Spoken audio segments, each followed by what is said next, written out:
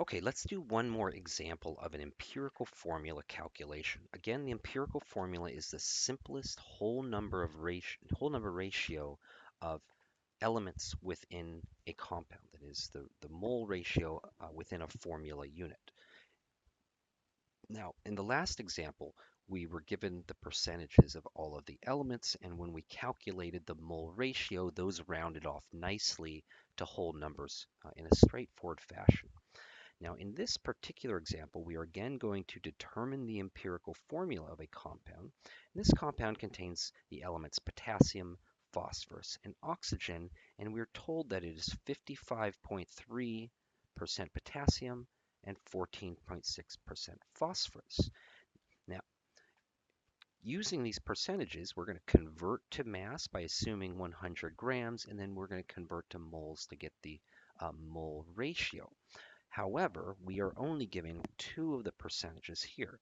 And so to determine the percent oxygen, we want to remember that all of the percentages are per 100. That is, they should all add up to 100.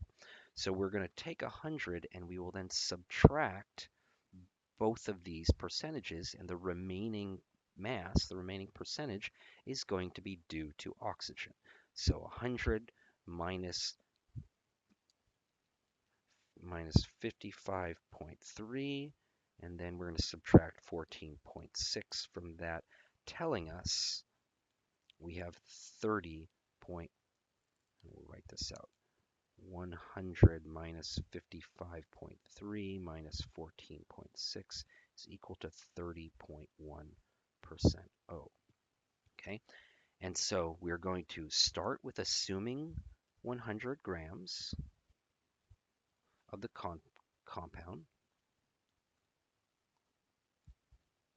And then we are going to use these percentages to calculate the mole ratio. So we'll start with 55.3 grams of potassium. So in 100 grams of the compound, there's 55.3 grams of this compound. And we'll convert that to moles. 1 mole of potassium per 39.10 grams of potassium from our periodic table. Okay, and that will give us our mole ratio, or excuse me, the number of moles in 100 grams of this compound. So 55.3 divided by 39.1 gives us 1.41 moles of potassium.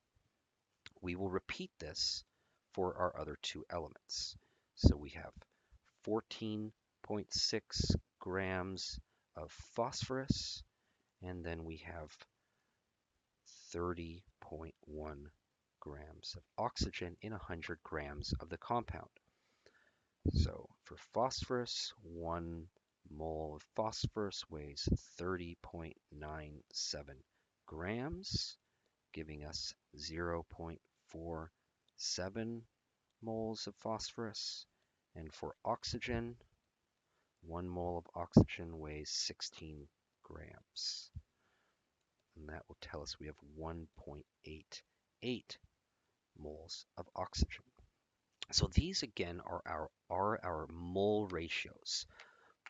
So we have 1.41 to 0.47 to 1.88. However, we are looking for the smallest whole number ratio. And usually the easiest way to arrive at a whole number is to divide all of them by some factor.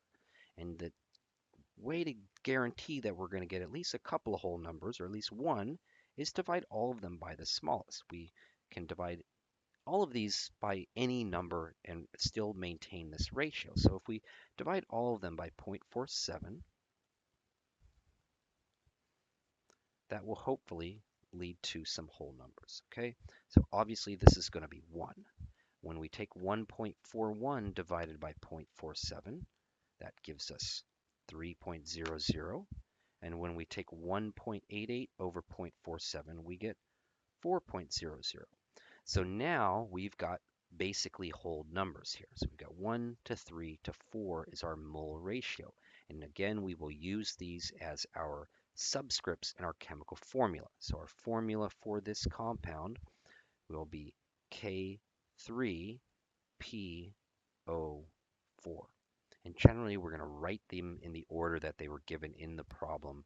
Um, so K3PO4, we remember from our naming, we call this potassium phosphate.